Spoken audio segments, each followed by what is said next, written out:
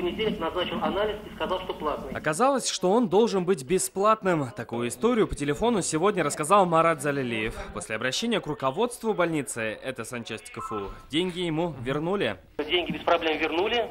То есть, можно сказать, из кармана вытащили. Как они потом бухгалтерию, документацию оформят, тоже как бы их проблема. Но по факту я все получил. Факт ошибки есть, а значит есть и виновный. Обращение зарегистрировано. Будут разбираться.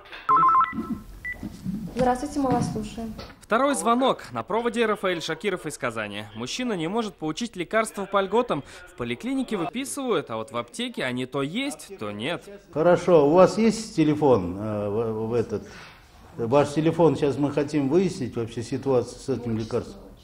Тема горячей линии противодействия коррупции в здравоохранении. Принимают звонки в общественной палате совместно представители Минздрава и эксперты. Наши граждане активно звонят.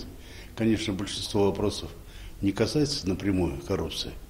Если взять вопросы, касающиеся обеспечения лекарств, значит, отношение врачей к нашим пациентам. Для решения некоторых специалисты сразу связывались с главными врачами. Именно для оперативного решения обращений и решили делать горячие линии по конкретным темам. Те обращения, которые поступают нам на горячую линию, каждое обращение фиксируется.